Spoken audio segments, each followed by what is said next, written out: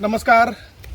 आपण आज आपल्या शेवाळ येथील शेतावरती आलो आहे. पलीकडे बघितलं तर मोसंबी आणि पपईची मिश्र शेती अशी एक बाग आहे आणि ह्या बाजूला जर बघितलं तर आपलंच उर्वरित क्षेत्र ज्याच्यामध्ये आपण खरबुजाची लागवड केली होती आणि दोन्ही शेताच्या मध्ये हा एक बांध आहे जो माती वाहू नये, पाणी वाहू नये यासाठी बांध बंदिस्त असेल किंवा क्षेत्राच्या अनुषंगाने ती रचना असेल.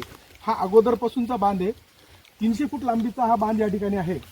जो बांध म्हणून त्याचा परिसर आमच्या वापरण्यामध्ये नव्हता, मात्र या बांधावरती आपण जर एकाग्र झालो तर आपण तिथे त्याचा सदुपयोग कसा करू शकतो असा एक छोटासा प्रयोग आम्ही या ठिकाणी केलेला आहे. त्याचंच या ठिकाणी चित्रण आपण या निमित्ताने करत आहोत.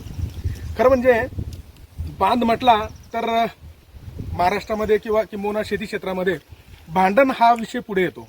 मात्र बांधावून भांडण्यापेक्षा बांधावर आपण नफ्याची शेती कशी करू शकतो असा छोटासा प्रयोग आपल्यासमोर या निमित्ताने आपण या ठिकाणी दाखवणार आहोत.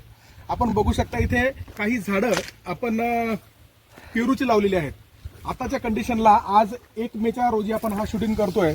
या बांधावरती या झाडाला अशी सुंदरशी फळं ही लागलेली आहेत आणि बऱ्यापैकी संख्या या झाडावरती आपण वरती बघू शकतो. अतिशय छान संख्येने या ठिकाणी पेरू लागलेले आहेत. या पूर्ण बांधावरती एक 3, 4, 5 झाडं पेरूची आहेत. याच्या व्यतिरिक्त काही झाडं आपण शेवग्याची पण लावली आहे. उर्वरित पेसिंगमध्ये जो काळा ऊस असतो जो आपण बाजारामध्ये 40 रुपये 50 रुपये नगाने पण विकत घेतो, असं या ठिकाणी ठिबकच्या एका नळीची व्यवस्था करून आपण ह्या काळ्या ऊसाची लागवड केली आहे.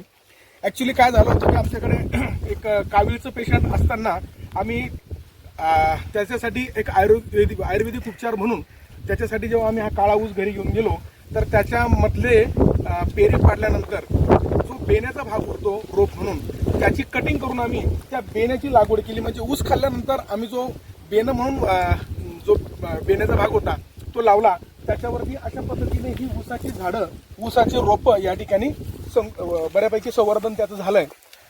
हे दुसरं पेरूचं झाड आहे ज्याच्यावरती खूप संख्या या ठिकाणी आपण बघू शकतो की हा जेव्हा तोडणीला येईल पेरू तेव्हा रिटेल मार्केटमध्ये 100 रुपये किलोपर्यंतची पेरूची मागणी असते. हा तेव्हा पेरू आपल्या हाताशी येऊ शकतो. याच्याच जुडीला काही अशी आंब्याची झाडं ही आम्ही या ठिकाणी कोळीपद्धतीने लावलेली आहेत. आज हे झाड 3 वर्षाचं या ठिकाणी झालंय. पाठीमागे पण आहे.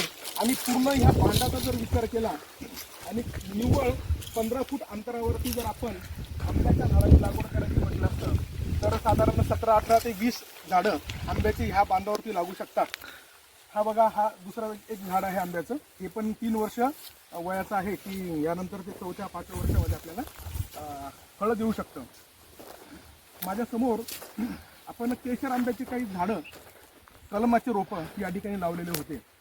या एका झाडावरची फळं आम्ही काल काढली आणि ही फळं काढल्यानंतर हा विषय आपण कॅमेऱ्यामध्ये घ्यावा आणि आमच्या शेतकरी बांधवांसमोर याची चर्चा आपण करू शकतो का आणि एक उदाहरण म्हणून ते आम्हाला दाखवता येऊ शकतं का, या अनुषंगाने आम्ही हे आंब्याच्या झाडाचं चित्रण या ठिकाणी करतोय. या झाडावरती काल आम्ही 50 किलो माल तोडलेला असताना अजून काही शेंड्यावरचा असा आंब्याची फळं राहिलेले तोडायचे. रँडमली या झाडावरती 60 किलो ते 65 किलो फळं आंब्याची येतील. आणि ही जी झाडं आहेत आता ही 5व्या वर्षामध्ये आहेत. आपण कलम रूपाने हे लावलेले आंब्याची झाडं, हा माझ्यासमोरचा बहरलेला जर आंब्याचा वृक्ष पाहिला, आम्रवृक्ष पाहिला तर अतिशय सुंदर फळं ही लागली आहे. आणि आताच्या कंडिशनला या केशर आंब्याचे फळांचा जर विचार केला तर 150 रुपयाप्रमाणे याची किरकोळ विक्री बाजारामध्ये होते. इथे जे झाड आहेत, पहिल्या झाडावरती आम्हाला 60 किलो साधारण माल मिळाला आहे, 60-65 किलो. या झाडावरती जर आपण सगळ्या बाजूने बघितलं तर 1 क्विंटल प्लस अशी फळं याच्यावरती येतील. छानपैकी लगडलेली फळं आहेत, आपण बघू शकता. अलीकडच्या भागात जर पाहिलं तर खूप अशी फळं यामध्ये लागलेली आहे. पुन्हा त्याच्या पलीकडून अजून आंब्याची झाडं आहेत की एका झाडावरती 5व्या वर्षी आम्हाला किमान 70 किलो ते 1 क्विंटलपर्यंत याची फळं मिळत आहेत. किरकोळ बाजारामध्ये जर 150 रुपयाप्रमाणे हात विक्री शेतकरी म्हणून जर आपण करू शकलो, म्हणजे शेतकरी ते ग्राहक अशी संकल्पना जर आपण करू शकलो तर एक झाड आताच्या कंडिशनला 10,000 रुपये ते 15,000 रुपये एका शेतकऱ्याला देऊ शकतं. आणि पूर्ण बांधाच्या लांबीचा जर विचार केला तर या ठिकाणी 17-18 झाडं ते 20 झाडं बसू शकतात.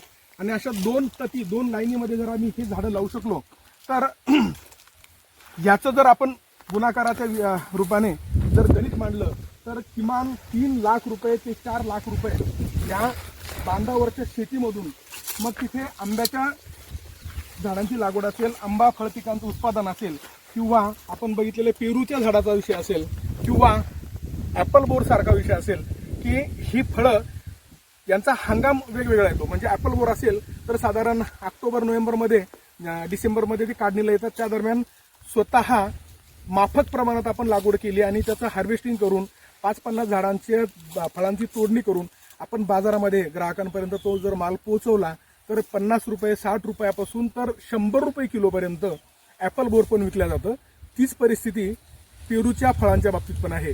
आणि तीच परिस्थिती पुन्हा आंबा हा जो आपला आजच्या या व्हिडिओचा मुख्य विषय आहे याचा जर आपण विचार केला तर आपण ही आंब्याची फळं या ठिकाणी बघू शकतो.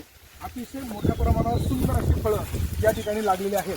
आपण पाहू शकतोय अशा पद्धतीने वरती तर आहेच, पण या ठिकाणी पाल्यामध्ये सुद्धा अशा पद्धतीने खूप सुंदर असा माल लागला आहे.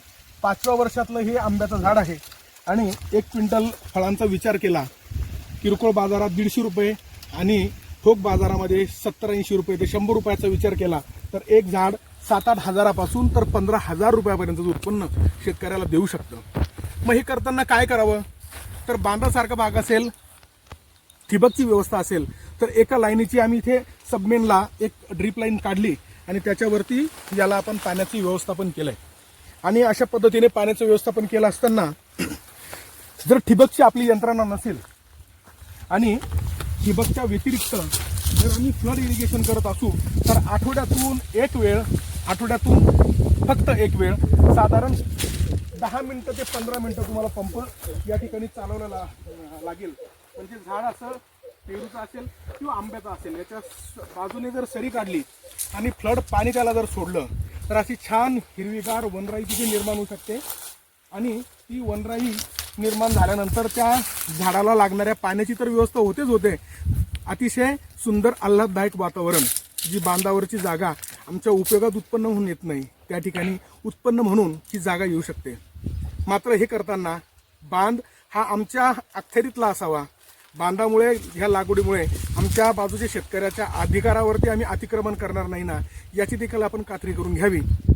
अशा प्रकारचे आंबा असेल, ॲपल बोर असेल, पेरू असेल असे काही झाडं 5-50 या प्रमाणात आपण लावले तर 10-5 एकरमध्ये जे उत्पन्न शेतकऱ्यांना हाताशी येऊ शकत नाही ते मात्र काही गुंठ्याच्या शेतीमध्ये, बांधावरच्या शेतीमध्ये आणि कल्पकतेने नियोजन केलं तर अतिशय कमी पाण्यामध्ये, कमी खर्चामध्ये एक शाश्वत उत्पन्न शेतकऱ्यांना त्यांच्या हाताशी येऊ शकतं. आणि आज आमचा उदास झालेला, निराश झालेला, दिशाहीन झालेला शेतकरी याला त्याच्या समस्येचं उत्तर त्याच्या शेतात, त्याच्या बांधावरच मिळू शकतं. फक्त गरज एवढी आहे की आपण आमच्या शेतीशी, मातीशी, आमच्या झाडाशी प्रामाणिकपणे मैत्री करा. उन्हाच्या दिवसामध्ये इतर कुठे भटकण्यापेक्षा त्याच्याच सावलीला येऊन इथे बसा. हातात एखादं पुस्तक असू द्या, त्यात वाचन तुम्ही करू शकता. आध्यात्मिक असेल, साहित्यिक असेल, इन्फॉर्मेटिव्ह काही व्हिडिओज असतील याचं पण तुम्ही तिथे पाहू शकतात. अभ्यास म्हणून त्याचा आम्ही तो सदुपयोग करू शकतो आणि हाताला चांगलं उत्पन्न येऊ शकतं. एकदा 3-4-5 लाख रुपये अशा माध्यमाने जर खिशात आले तर भरलेला खिसा, भरलेलं पोट, भरलेलं मन हे विचार करायला लावतं, भांडण करायला लावत नाही. आणि आमच्या ह्या देशासमोरची, आमच्या राष्ट्रासमोरची आज सशक्त मन, सशक्त शरीर हीच खरी तरुणाईच्या अनुषंगाने असेल किंवा शेतकऱ्याच्या अनुषंगाने असेल ही खरी गरज आहे. आणि तिची सुरुवात अशा पद्धतीने होऊ शकतं असं मला छोटेखानी वाटतं. आपण जर हा विषय आमचा पटला तर नक्कीच फॉलो करा. धन्यवाद.